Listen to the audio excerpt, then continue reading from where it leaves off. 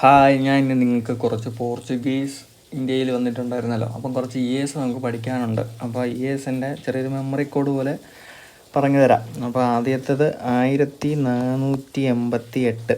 1488 പ്രത്യേകത എന്താണ്? Bartolomeu Dias Cape of Good Hope കണ്ടുപിടിച്ചത് അല്ലേ? കേപ്പ് ഓഫ് ഗുഡ് ഹോപ്പ്, ശുഭപ്രതീക്ഷ മുനമ്പെന്ന് പറയാം. അപ്പോൾ ഈ ഗുഡ് കണ്ടോ, ഗുഡ് GOD. അപ്പോൾ ഇതിനെ ഒരുമിച്ചായി എന്തായി? നമുക്ക് 8 കിട്ടി.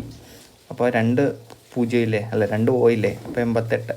അപ്പോൾ 1488 എന്ത്? ശുഭപ്രതീക്ഷ മുനമ്പ്. നമുക്ക് ഇത് കണക്ട് ചെയ്ത് തന്നെ ആദ്യമായിട്ട് വാസ്കോ ഡ ഗാമ കൊച്ചിയിലെത്തിയ ഡേറ്റ് കണ്ടുപിടിക്കാൻ പറ്റും. +10 ചെയ്യുമ്പോൾ നമുക്ക് എന്ത് കിട്ടും? 1498 കിട്ടും. ഇതാണ് 1498 വാസ്കോ ഡ ഗാമ എവിടെ എത്തിയത്? ചേമഞ്ചേരി പഞ്ചായത്തിലെ കാപ്പാട് കോഴിക്കോട് ബീച്ചിലെത്തിയത് അല്ലേ? യെസ്.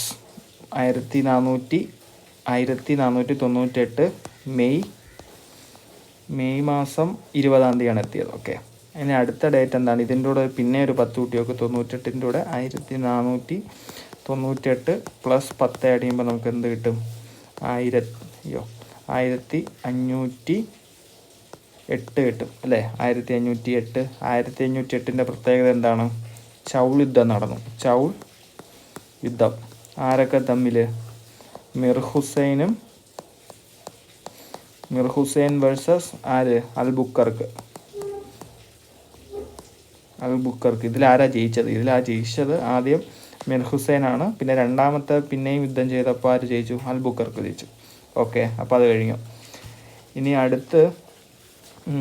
അടുത്തൊരു മെമ്മറി കോഡ് നമുക്ക് ഇതിൽ പോർച്ചുഗീസുകാർ 2 സന്ധി ഒപ്പിട്ടായിരുന്നു. ആദ്യത്തേത് കണ്ണൂർ സന്ധി അല്ലേ? അതിൻ്റെ ഇയറാണ് 1513. കണ്ണൂർ ഉടമ്പടിയും പിന്നെ ഉള്ളത് 1540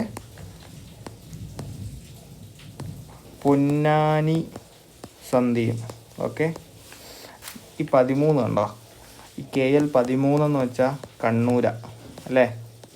KL 13 കണ്ണൂരാണ്. അപ്പോൾ നമുക്ക് കണ്ണൂർ ഉടമ്പടി 1513. പിന്നെ പൊന്നാനി 40 10.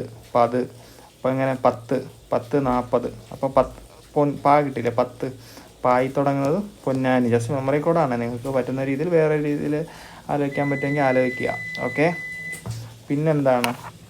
പിന്നെ ഗോവ, ഈ പോർച്ചുഗീസുകാർ ഇന്ത്യയിൽ നിന്ന് ഗോവ ലിബറേഷൻ കേട്ടിട്ടില്ലേ? അതിൻ്റെ ഇയർ 1961 ഡിസംബർ 19.